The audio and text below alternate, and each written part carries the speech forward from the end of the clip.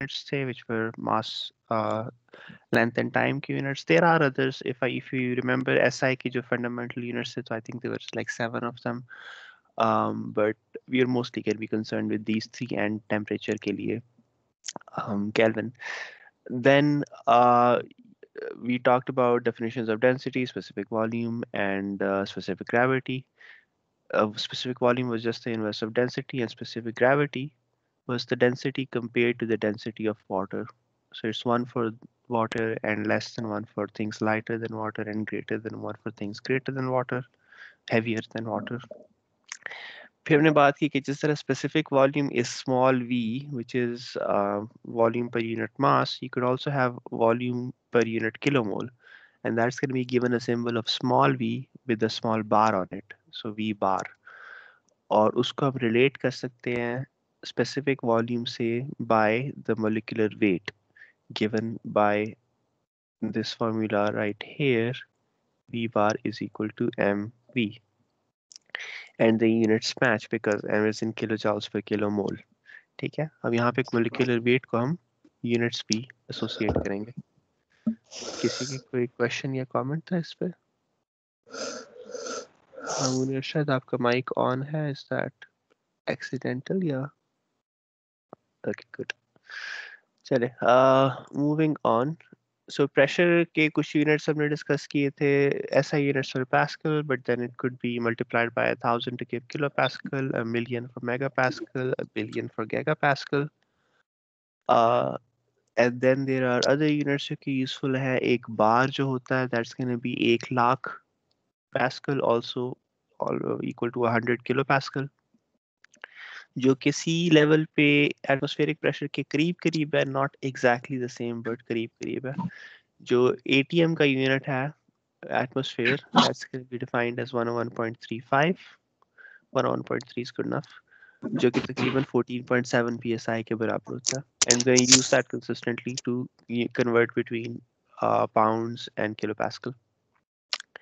इसके अलावा एक possible units होते हैं kilogram force per centimeter square, where kilogram force is the weight of 1 kilogram, which is 9.8 Newton. So that's where this 9.8 comes from. And centimeter square can be converted to 10 raised power -4 meter square. And चूंकि वो नीचे है तो इस वजह से जब ऊपर आता है तो फिर वो 10 raised to the power +4 हो जाएगा. And that's how you get this unit conversion. ठीक है. I think we also covered this, but the idea is कि हम absolute pressure को हर वक्त measure नहीं कर रहे होते. हम लोग commonly जो normal gauges से measure कर रहे होते हैं, we are measuring gauge pressure. Gauges just means instruments, right? Pressure measurement gauge instruments होते हैं. So what that means is we are measuring how much something is pressurized above atmospheric pressure. ठीक है? Look at the diagram towards the right. ठीक है? What gauge pressure measures is कि how much something is pressurized above your atmospheric pressure. So गाड़ियों के tires की example is really useful in my opinion कि that's going to show you zero when a tire is completely unpressurized, right? बिल्कुल flat हो tire हो तो it's going to show a gauge pressure of 0, but it still has atmospheric pressure of air in it. ठीक है, वो ऐसा नहीं है कि वो vacuum के अंदर है. ठीक है, if you have less than atmospheric pressure, so that's going to be called a vacuum, and that we can use the term vacuum pressure, which is just the negative of gauge pressure. ठीक है, so अगर 100 kilopascal like atmospheric pressure जैसे 100 है तकरीबन, right? तो अगर आपके 100 से ऊपर है 120 kilopascal absolute pressure है, तो that means कि gauge pressure 20 है. और अगर 100 से नीचे है, let's say 80 kilopascal absolute pressure है, तो that means कि vacuum pressure 20 है. ठीक है, so those are your definitions. कोई क्वेश्चन तो नहीं था यहाँ पे? सर जी. तो ये P subscript ABS क्या है? P subscript AB, हाँ, absolute. P ABS is absolute, P ATM is atmospheric, gauge is gauge, and VSC is vacuum. Sir ये ठीक है. absolute pressure सर मतलब ये सर ये समझ गए, ये क्या मतलब कौन सा प्रेशर है सर ये? ओके, यस, जो मतलब जो एक्चुअल प्रेशर है ना, जिसमें एटमॉस्फेरिक प्रेशर भी शामिल है, that's can be called the absolute pressure. ठीक है. तो इस पे let's I am not sure हमने लास्ट टाइम इस पे एग्जांपल की थी, इस क्लास के साथ की थी कि नहीं की थी, बट मेरे ख्याल में इसी क्लास के साथ हम ये डिस्कशन कर रहे थे कि अगर फॉर एग्जांपल हम लोग कहते हैं उसके पास जाते हैं, गाड़ी का टायर भरवाने जाते हैं और हम कहते हैं कि यार अच्छा जिसका प्रेशर है ना वो इस पे कोई 30 psi प्रेशर भर दो। सो व्हाट दैट मींस इस केस का जो 30 psi है दैट इज गेज प्रेशर। सो उसके लिए एक लफ्ज PSIG इस्तेमाल किया जाता है, ठीक है। But what that means is कि यहाँ पे गेज प्रेशर 30 किलो पास्कल है, विच मींस के एब्सोल्यूट प्रेशर जो है वो 30 से ज्यादा है। So it's gonna be 30 plus atmospheric pressure which is 14 psi, ठीक है, 14.7 psi. So now this is going to be called PSI A, which stands for absolute pressure, ठीक है। सो ये ए और जी की टर्म सिर्फ पीएसआई के साथ इस्तेमाल होती है, किलो पास्कल के साथ नहीं होती। So this no such thing as kilo pascal absolute और किलो पास्कल गेज, ये लफ्ज नहीं इस्तेमाल होता इस। तो जो है ना आपको पहले ही कहीं लिखते वक्त क्लियर करना चाहिए कि आप एब्सोल्यूट प्रेशर की बात कर रहे हो कि गेज प्रेशर की बात कर रहे हो, ठीक है। I sir think this is the last. जी जी सर एक कार टायर वाली एग्जांपल आप थोड़ी सी दोबारा एक्सप्लेन कर सकते हैं? ओके जरा सी डिटेल से कर लेते हैं, क्या ख्याल है? बीच में आइडियल गैस लॉ अभी से डाल दूं या बाद में डाल दूं? ओके सो आइडिया ये है कि अगर आप गाड़ी के टायर में आप बिल्कुल फ्लैट हुआ हुआ और आप उसके साथ वो प्रेशर गेज लगा दें, ठीक है, तो it's gonna show you reading of 0. That doesn't mean that there's no air inside it. There is air inside it, right? There's the same pressure of air inside it जो कि बाहर है, ठीक है। It's not pressurized above atmospheric air, right? So what that means is कि जो tyre के अंदर हवा है ना, even when it's showing a gauge pressure, even when it's showing a gauge pressure of 0, it still has an absolute pressure of atmospheric pressure, बराबर बराबर है, ठीक है। और जब हम कहते हैं कि नहीं टायर के अंदर हमने थोड़ा सा प्रेशर डाल दिया और लेट्स से कोई 30 PSI, वो PSI में अक्सर मेजर होते हैं, राइट, जो आपके पास लाइक नॉर्मल पैसेंजर व्हीकल्स का 30 होता है, फिर मेरे ख्याल में ये SUVs का और हैवियर कार्स का आई थिंक 40 तक चला जाता है कि कितने तक चला जाता है, ठीक है। So that's measured in PSI. That means that the pressure inside, the absolute pressure inside, is actually greater than this 30 psi. It's actually this 30 psi plus the atmospheric pressure. ठीक है?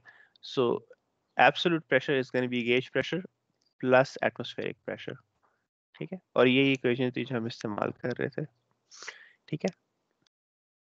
खैर हमने उसको उल्टा करके लिखा हुआ था, वहां पे ये लिखा हुआ था कि gauge pressure is equal to absolute pressure minus atmospheric pressure, which is the same equation, ठीक है। एंड देन जो वैक्यूम प्रेशर है that's just the negative of the gauge pressure pretty much, ठीक है। सर मतलब सो जो सर मतलब जो गेज प्रेशर अगर हम 30 करवाते हैं तो इसका मतलब जो एटमॉस्फेरिक प्रेशर है +30 हुआ है। असल में उसमें ज्यादा प्रेशर है 30 से, यस, ओवरऑल प्रेशर उसमें ज्यादा प्रेशर है। अच्छा इसकी मैं इम्प्लीकेशन पे डायरेक्टली आ जाते हैं। इसकी इम्प्लीकेशन ये, और ये लिटरली एक सवाल था इस एक सेशनल एग्जाम में, उसके लिए हमें आइडियल गैस लॉ भी चाहिए, तो मगर चलो आइडियल गैस लॉ वैसे तो नेक्स्ट चैप्टर में, मगर चलो तब रिपीट पे देख लेंगे। आइडियल गैस लॉ को हम अब लिखेंगे PV is equal to RT की फॉर्म में, ठीक है। आप लोगों ने जिस तरह शायद वहां पे पढ़ी थी, वहां पे P capital V is equal to MRT इस तरह पढ़ते थे ना, शायद। नहीं M नहीं था, आप लोग किस तरह पढ़ते थे? NRT लगा के पढ़ते थे, एनआरटी यस। एनआरटी और उसमें एक मसला ये होता था कि इसमें जो N होता था ना, जो FSC की किताब में जो सॉरी R होता था, this was the universal gas constant, ठीक है। हम लोग थोड़ा या इस किताब में ना थोड़ा सा बदला हुआ है। हम लोग R को ये नहीं कहते, हम लोग RU को यूनिवर्सल गैस कांस्टेंट कहते हैं, ठीक है। और R को हम कहते हैं gas constant for a particular gas. So what that means is universal gas constant is basically 8.314 kilojoules per kilomole Kelvin, ठीक है। That's the universal gas constant. The gas constant for this is for a particular gas. So for example, for air, yeah, generally R is going to be equal to RU divided by the molecular weight. ठीक है? So keep in mind, if I just divide sir this by, जी, sir आपने बताया कि अब हम use करेंगे PV is equal to R T formula ना। जी, तो सर अगर हम आर को सब्जेक्ट बना के इसका यूनिट डिराइव करेंगे तो सर नंबर ऑफ मोल्स तो आएंगे ही नहीं। तो आपने सर यूनिट्स में तो नंबर ऑफ मोल्स लिखे हुए हैं। मैं RU की बात कर रहा हूँ। RU यूनिवर्सल गैस कांस्टेंट है। इस पे नहीं n sir, number of moles है। या इस साइड पे कह रहे हो, लेफ्ट साइड पे कह रहे हो? सर लेफ्ट साइड पे कह रहा हूँ। हाँ, तो इसमें R जो है, इसमें नंबर ऑफ मोल्स नहीं है। यस, नंबर ऑफ मोल्स नहीं है इसके अंदर, इस इक्वेशन के अंदर। तो सर इसके यूनिट्स अलग होंगे और आर यू के अलग होंगे। जी जी जी जी, R के यूनिट्स डिफरेंट है, RU के यूनिट्स डिफरेंट है। एग्जैक्टली। Okay sir. तो वही एग्जैक्टली मैं यही बात कर रहा था अभी। The fact that you caught it means के you are definitely paying attention. इसके R के units, you're just dividing it by the molecular weight, right? And remember कि molecular weight has units. So if R is 8.314 kilojoules per kilomole and you're dividing it by the molecular weight, which has units of kilojoule per kilomole, right? Molecular weight has units. तो आपके जो ये kelvin भी था यहाँ पे, तो जो R के यूनिट्स बन जाते हैं ना, वो बन जाते हैं किलो जाउल पर केजी केल्विन। ठीक है? सो एयर के लिए जो मोलिकुलर वेट इस्तेमाल किया जाता है ना, दैट इज गोना बी तकरीबन सर 29। जी, सर अगर हम पीवी के यूनिट्स देखें वो वर्क के इक्वल होते हैं, मगर जब हम आर मैं और टी के यस जी, मगर जब आर टी के करेंगे वो किलो जाउल पर किलोग्राम हो जाएंगे क्योंकि टी टी से कट जाएगा। तो सर वो तो डायमेंशनल एनालिसिस अगर करें तो वो लेफ्ट हैंड साइड और राइट हैंड साइड इक्वल नहीं रहेंगे। हाँ ठीक है। आपका पॉइंट किसी हद तक वैलिड है, मगर द थिंग इसके जो वी है ना, ये स्मॉल है, और ये भी जो है ये कैपिटल है। ये कैपिटल है और ये स्मॉल है। ठीक है? So small v basically means that this is volume per mass, or it has units of meter cube per kg. ठीक है? And this PV actually just have units of joule, because अच्छा दूसरी बात ये कि ऐसे हमने इस पे आया ही नहीं है कि वर्क डन PdV होता है और ये वो, मगर फिर भी SI यूनिट्स को जब आप मल्टीप्लाई करो ना, तो उसके नतीजे में SI यूनिट्स ही बनते हैं। So pressure has units of Pascal, this has units of meter cube. तो शक्ल देखते हुए ना, ये भी हम इसके ये भी यूनिट्स है ना, 1 पास्कल मीटर क्यूब है। तो भी किलो जाउल लगते तो नहीं है कि अच्छा 1 kilo joule, but Pascal is Newton per meter square, and then you multiply that meter by meter cube, you're gonna get Newton meter, which is units of joule, right? So दोनों को मिला के you do actually get work PV के case में। अलबत्ता P cap small v के case में it's work per kilogram. ठीक है? जो कि बेसिकली जाउल पर kg बनता है, okay sir. And which is the same sir unit की दूसरी साइड पे। सर ये यूनिवर्सल गैस कांस्टेंट है। RU यूनिवर्सल गैस कांस्टेंट है, यस। जैसे इसके unit kilo joule kilo mole पर केल्विन है ना। जी जी, किलो जाउल्स पर किलो मोल केल्विन, ये सर दोनों अगर चीजें किलो नीचे। किलो और किलो का काटने फर्क तो कोई नहीं पड़ता सर उससे। हाँ, फर्क नहीं पड़ता, मगर देखिए हम लोग थोड़ा सा ऐसा यूनिट्स यहाँ पे डिविएट कर रहे होते हैं। इस तरह के जो मास है ना, दैट इज इन किलोग्राम्स। ठीक है? तो इस वजह से हमने जो मोलर बेसिस की बात की थी, तो हम कह रहे थे कि चूंकि मास किलोग्राम्स में, उसके से हम मोल्स को भी ना किलो मोल्स में देखना पसंद करेंगे। ठीक है? although one mole is probably the SI unit, right? और दूसरा पॉइंट ये है, लाइक किलोग्राम के इक्विवेलेंट जो यूनिट है ना, वो बेसिकली किलो मोल है, सॉर्ट ऑफ। अगर हम मोलिकुलर वेट को किलोग्राम पर किलो मोल में इस्तेमाल कर रहे हैं, बिकॉज मोलिकुलर वेट जो है ना, उसकी वैल्यू होती है कि फॉर एग्जांपल ये एयर के लिए ना 29 ग्राम्स होते हैं 1 मोल में। ठीक है? मुझे पूछना है कि किलोग्राम कितने मोल में होते हैं, तो मैं 29,000 तो नहीं लिखना चाहूंगा ना। मैं तो चाहूंगा कि मैं 29 का लफ्ज इस्तेमाल करूं, बिकॉज मुझे पता है मोलिकुलर वेट 29 है एयर का। ठीक है? तो इस वजह से kilo mole are the preferred units. So kilo mole की लॉजिक तो बेसिकली ये है। जहां तक किलो जाउल वाली बात है ना, वो लिटरली ये है कि जाउल बहुत छोटा यूनिट है। ठीक है, आगे हमने टेबल्स वगैरह इस्तेमाल करने हैं जिसमें काफ़ी सारी चीज़ें एनर्जी के यूनिट्स आएंगे। तो joule is just really too small a unit.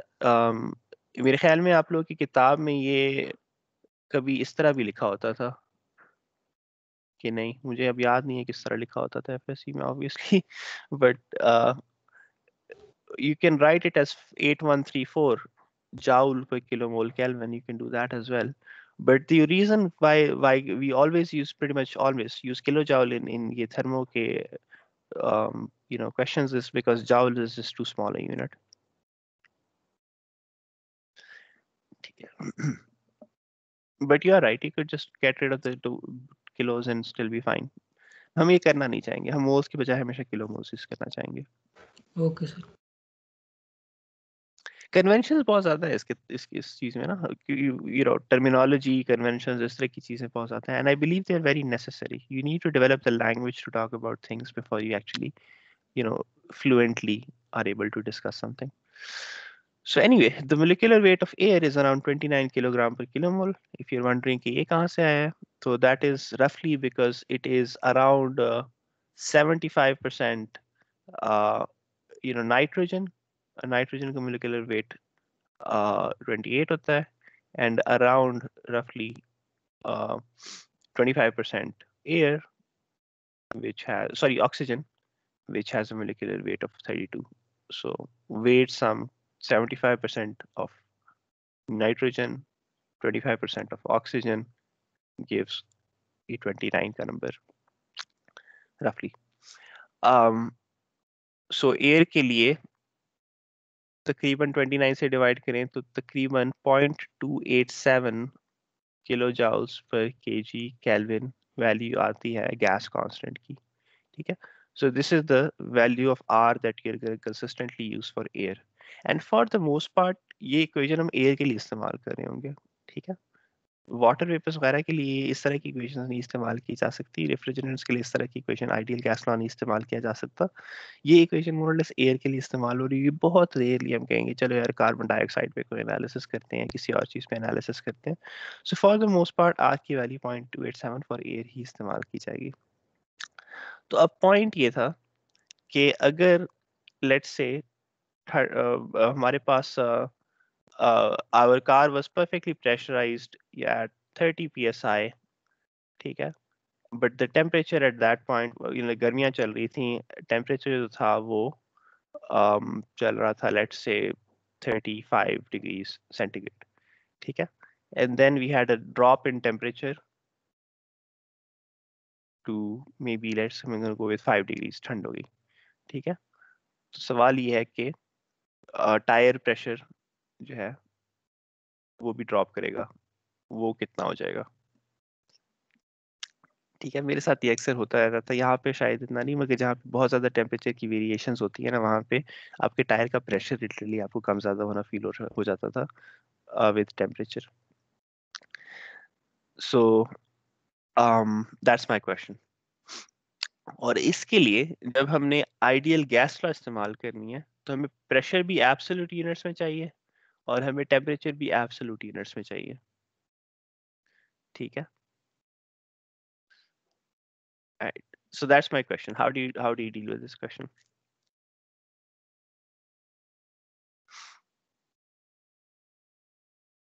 Originally tire pressure 30 psi था, जब टेम्परेचर 35 डिग्रीज था, टेम्परेचर ड्रॉप होके 5 डिग्रीज तक पहुंच गया, टायर प्रेशर क्या होगा. सो पहला काम तो ये कि ओरिजिनली जो टेम्परेचर था ना, इसको SI यूनिट्स में कन्वर्ट करना है केल्विन में, राइट. सो दैट मींस के 273 ऐड करना है. ठीक है, अब आई एम डूइंग थिंग्स जो कि हम आगे फॉर्मली पढ़ेंगे, बट मैं अज्यूम कर रहा हूँ कि आप लोग रेफरेंस में पढ़िए, तो हम जिस करें डू दैट डायरेक्टली कि यू कैन कन्वर्ट फ्रॉम. जी, आइडियल गैस लॉ भी दोबारा आगे आएगी. You can convert this from. Sir Charles अच्छा सही है, सही है, सही है. हाँ, वो बीच वाली, पता है क्या, ये पहले हमने पढ़ा था ना शायद कि प्रेशर टेम्परेचर के प्रोपोर्शन होता है और पता नहीं इनवर्स होता है वॉल्यूम के और समथिंग, और उसके बाद उनको कंबाइन कर दिया था. इससे बीच वाली जो सारी लॉज है ना, चार्ल्स और बॉयल्स और ये वो मुझे सारी भूल गई हैं कि कौन सी वाली कौन सी होती थी. We just I just use this. कि दोबारा बताएं. The P is directly proportional to T. ठीक है, you're just using this. ठीक है, so that means Yes. कि P1 over P2 is equal to T1 over T2, right? Yes, sir. It also means कि okay, so maybe that means कि हमें चाहिए क्या था, हमें P2 चाहिए था. P2 is going to be equal to P1 multiplied by T2 over T1, right? Sir yes sir. जी जी. सर अगर हम ये फाइंड करने के लिए गैस इक्वेशन यूज करें that PV is equal to RT, तो टेम्परेचर मतलब हम टेम्परेचर डिफरेंस यूज करेंगे लाइक 35 माइनस 5 या बेशक केल्विन में कन्वर्ट करके भी डिफरेंस निकाल लेंगे तो सेम ही रहेगा. दोनों हाँ, अगर आप पूरी पूरी इक्वेशन इस्तेमाल करोगे तभी सेम रहेगा. And since we know everything, हम you can actually find the specific volume, we can find the density of the air inside the tyre as well, right? But उसमें फिर कैलकुलेशन एरर्स की chance ज्यादा है. If you just divide those two equations आपस में, तो इसमें calculation की चांसेस प्रैक्टिकली नेग्लिजिबल है. उसमें हमें यूनिट कन्वर्जन भी नहीं करनी पड़ती. So this is like so much easier. If I'd ask you to find the density, then you'd have to use this equation. And let's do that after we do this. ठीक है? उसके अंदर वो फिर यूनिट कन्वर्जन के concepts भी आ जाएंगे. Okay. So the thing is कि मैं ये नहीं कह सकता कि P2 is just going to be equal to 30 psi multiplied by 35 divided by 5. I can't do that. पहली बात ये है कि वैसे एक सेकेंड उल्टा हो गया. इतना तो बिल्कुल भी उल्टा नहीं करना. ये T2 होगा, ये T1 होगा, ये P1 होगा. That's what we are saying, right? और हम P2 निकालना चाह रहे हैं. Right. So I can't really do this because I need to convert this to absolute units and these need to be absolute units as well. इसकी बहुत सादा सी बात ये है कि फॉर एग्जांपल एक सेकेंड, अगर T1 0 डिग्री होता तो क्या P2 इन्फिनिट हो जाता? Come on, that doesn't seem right. जब हम ये रेशोस टेम्परेचर की बात कर रहे होंगे तो हमें लाजमी टेम्परेचर को एब्सोल्यूट यूनिट्स पे यूज करना पड़ेगा. If we are only interested in the difference in temperature, then it's fine if you use centigrade, right? But if it's actually being multiplied or divided, then you're going to have to use absolute units. ठीक है? Or the same you can say about pressure as well. कि अगर for example pressure पहले 0 psi, you know, absolute pressure 0 होता, you know, so additionally ना pressurized, additionally pressurized नहीं होता beyond atmospheric pressure, so temperature change करने से कोई फर्क ना पड़ता फिर, right? That doesn't work as well. It shows कि you should use absolute units. So what we are using here is कि हम 30 plus 14.7 यूज करेंगे और इसको हम डिवाइड करेंगे. ये 5 कितना बनता है? 278 केल्विन. इसको मल्टीप्लाई करेंगे 278 डिवाइड बाय 308. ठीक है? And this is gonna give us results in PSI A. Sir 30 plus 14.7 क्यों किया sir? Because we are converting this 30 PSI gauge pressure into absolute pressure in order to use this equation. इस equation में हमें तीनों चीजें absolute में चाहिए. gauge pressure हम नहीं इस्तेमाल कर सकते. ठीक है? और जो गाड़ियों का प्रेशर, नॉर्मल प्रेशर मेजर किया जाता है, वो गेज प्रेशर में मेजर किया जाता है.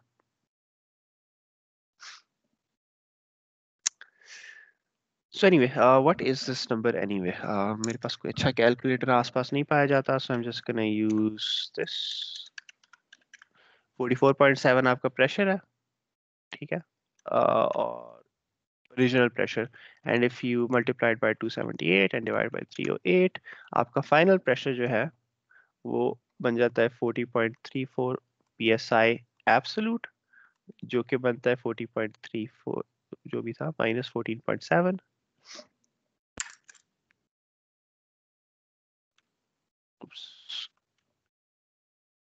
यानी कि तकरीबन 25.5 psi. 14.7 एटमॉस्फेरिक प्रेशर है. जी जी जी 14.7 ये एटमॉस्फेरिक प्रेशर PSI में. Excuse me sir. जी जी. सर ये मैंने पूछना था कि जो हमारा एब्सोल्यूट प्रेशर है उसमें हम सिर्फ एटमॉस्फेरिक प्रेशर बात करते हैं, मतलब ऐड या माइनस उसमें सिर्फ वही करते हैं, क्योंकि गेज प्रेशर तो हमारा नेट प्रेशर है ना जो उसके ऊपर है। अगर जैसे टायर के ऊपर वजन भी है तो वो भी प्रेशर गैस के ऊपर तो लग रहा है, तो एब्सोल्यूट प्रेशर में तो वो फैक्टर्स आने चाहिए कि नहीं आने चाहिए, आपका इस पर क्या ख्याल है? अच्छा, ओके, आपका पॉइंट इंटरेस्टिंग है, मगर देखें जो उसके ऊपर प्रेशर गाड़ी का जो वेट पड़ रहा है ना, उसके जरिए से इट्स नॉट गेटिंग प्रेशराइज्ड, ठीक है, उसके जरिए से इवन इफ इट इज, तो वो pressure is being reflected by the gauge, right, वो आपका इंस्ट्रूमेंट मेजर कर रहा है, राइट। अगर मैं टायर के ऊपर जोर लगाऊं, छोड़े गाड़ी को, मैं डायरेक्टली टायर के ऊपर जोर लगाऊं, तो दो में से एक चीज हो सकती है, राइट। या तो अगर उसकी नोजल खुली हुई है तो उसमें से एयर लीक कर जाएगी सीधी सीधी, ठीक है, जोर लगाने के नतीजे में। और अगर उसकी नोजल कंप्लीटली बंद हो, तो पहली बात तो है कि वो डिफॉर्म भी करता है थोड़ा बहुत, ठीक है, टायर डिफॉर्म भी करता है, और डिफॉर्म करने के बाद it is gonna get more pressurized, but that pressurization is gonna be reflected in its gauge pressure, जो उसके साथ मैंने अगर फॉर एग्जांपल इंस्ट्रूमेंट लगा के उसे मेजर करूंगा तो ज्यादा हो जाएगा, ठीक है, वो उसी के अंदर कवर हो जाएगा। ऐसा नहीं है कि मुझे गेज प्रेशर में मजीद कोई चीज ऐड करनी पड़ेगी, ठीक है, बिकॉज वो मेजर हो गया ना।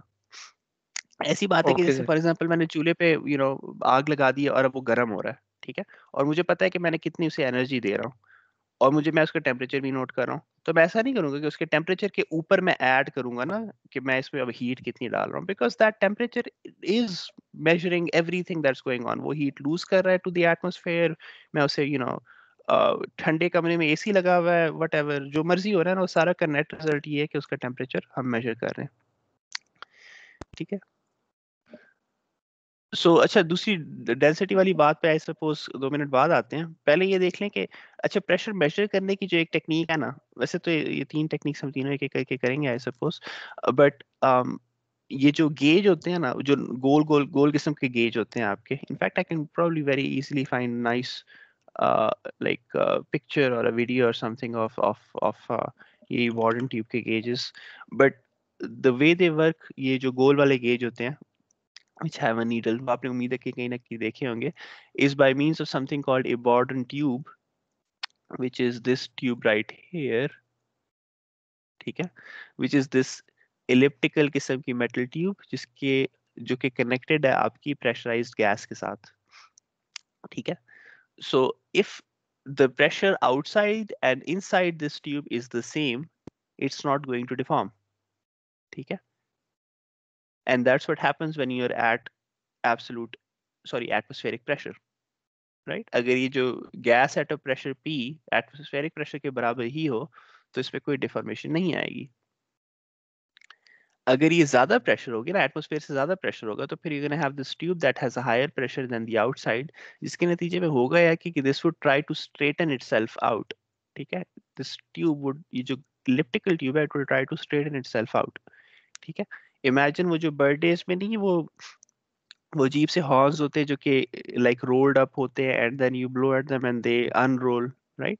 उस तरह आप इमेजिन करिए अपने, ये जब आप उसको प्रेशराइज करते हैं तो it tries to straighten itself out, so that's what this is also gonna try to do if it's exposed to pressurized gas. It's going to try to straighten itself out, and then there are a series of like links and mechanisms attached to a needle which can reflect the actual pressure. So इसके बाद वाले जो काम है ना, it's kind of straightforward.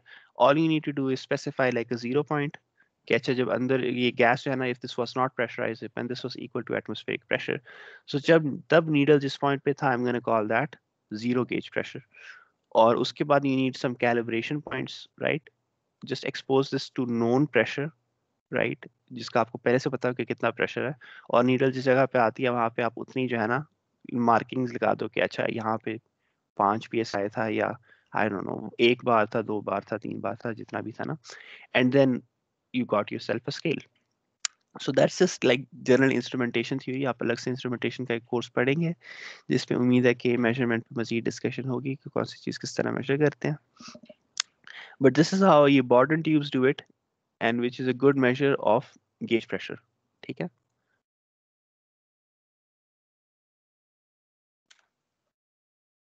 So Google images का जो search है ना प्रेशर गेज के, this is what I am talking about. आपने इस तरह की चीजें शायद इधर उधर पंप्स वगैरह पे देखी होंगी, ठीक है।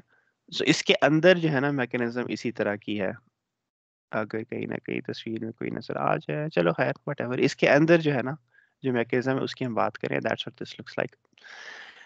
ओके, डिजिटल भी होती है, क्या होती है? डिजिटल भी होती है like किसी एनालॉग। I'm sorry, मुझे आपकी बात नहीं समझ आई। ये जो है अभी हम ये एनालॉग करें ना, लाइक ये रोटेट करती है तो ये हाँ डिजिटल। जी जी जी जी, डिजिटल भी हो सकती है, और डिजिटल भी काफी तरीकों से हो सकती है। कॉमन तरीका is by using piezo electric sensors, ठीक है।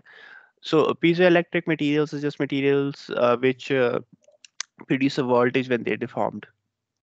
उनकी deform, yeah, if you apply voltage they would also deform. So they work both ways. मगर यहाँ पे जो हम interested है वो इस phenomena में interested है कि when you deform them, there's a voltage difference that appears, and you can use that voltage difference for your calibration to like create a digital pressure instrument, ठीक है। बट once again इंस्ट्रूमेंटेशन अलग से course है जिसमें हम इन चीज़ों को उम्मीद है पढ़ेंगे। And finally there are manometers, which are devices similar to this device right here. So what this is doing is कि you got gas which is in a pressurized tank, ठीक है। उससे हमने एक ट्यूब निकाली, और इस ट्यूब की एक साइड पे it's expose to atmospheric pressure, और इस ट्यूब के अंदर हमने ये कुछ लिक्विड डाल दिया जो कि हैवियर कोई ऑयल या अक्सर मरकरी होता है, ठीक है। So if this thing was not pressurized, if this was, if ये वैक्यूम की बात नहीं कर रहा, नॉट प्रेशराइज से मुराद है कि it had the same pressure as atmospheric pressure, ठीक है। देन यू वुड इमेजिन कि the liquid level would have been the same here and here, ये बराबर होता, ठीक है। यहाँ पे जो लेवल होता है यहाँ पे भी उतना ही लेवल होता, बराबर होता, ठीक है। But since this gas is at higher pressure, the liquid level here has gone down and here has gone up, ठीक है। and now there is a difference in this liquid level जिसको हम L कह रहे हैं, ठीक है। और साथ हमने इक्वेशन डायरेक्टली लिख दी है कि P minus PATM, P is the pressure inside this tank, minus PATM is going to be equal to rho GL, where rho is the density of this manometer fluid, G is the acceleration due to gravity, and L is this length. All right. The question is, how did this come from? What's going on here? So the idea is कि pressure का fluid level से elevation से एक सादा सा relationship हम बना सकते हैं, not very difficult to do, and we can come up with that equation by just looking at a simple cylindrical beaker, for example. कि आपके पास let's say एक beaker है, सीधा सा cylindrical सा beaker है, ठीक है, जिसकी अंदर जो liquid है it occupies this length L. अब इसके जो बॉटम पे जो प्रेशर पड़ रहा है because of all of the weight of the fluid, इसको हमने कैलकुलेट करना है, right. That's what we gonna do. Pressure at the bottom, bottom पे प्रेशर कितना होगा, so that's gonna be equal to force over area, right, ठीक है। So the question is what's the force of all of this weight of liquid acting on this bottom surface, and that force is going to be equal to mass into gravity, obviously, right, and then mass is going to be equal to density into volume, or gravity as it is aa gaya, and then volume is going to be equal to area into length, where area is this cross sectional area multiplied by g, and then if this is F, then F over A is just this thing over A, which means that the pressure acting on the bottom is rho GL. But if additionally in is liquid के अलावा, if the top of the liquid was exposed to atmospheric pressure, ठीक है, so overall force जो पड़ रही होती, it would also include P atmospheric pressure multiplied by the area as well. ये atmospheric air की वजह से भी इतनी फोर्स पड़ रही होती, प्रेशर इनटू एरिया के बराबर, ठीक है. सो हेंस जो pressure at the bottom it would have been rho gl plus atmospheric pressure, ठीक है. सो इसमें जो this part is due to the elevation, ये जो फ्लूइड का कॉलम है ना, इसकी वजह से प्रेशर बॉटम पे इतना एग्जिस्ट करता है. सो अगर मैं फॉर एग्जांपल इस पॉइंट पे प्रेशर निकालना चाहूंगा, लेट्स से हाफ पॉइंट पे, जहाँ पे आपके पास कॉलम सिर्फ आधा रह गया है, ठीक है. So the pressure here would be PATM plus rho g L by 2, right? So the pressure in this fluid column is just going to depend on the location, just going to depend on the elevation. यहाँ पे जो pressure होगा उतना ही pressure इधर होगा, ठीक है. और इसी चीज को मैं अगर एक्सटेंड करूं, और ये जो है ना कोई अजीब से शेप का एक बीकर होता, ठीक है, तो यहाँ पे जो प्रेशर होगा ना उतना ही प्रेशर इधर होगा, as long as there is the continuous body of fluid. अगर ये पूरा का पूरा फ्लूइड से भरा हुआ है ना, तो the pressure is just gonna depend on elevation. यहाँ पे जो प्रेशर होगा उतना ही प्रेशर इस पूरी लाइन पे होगा. एलिवेशन पे सिर्फ डिपेंड करेगा pressure in a continuous body of a single fluid. Does this make sense?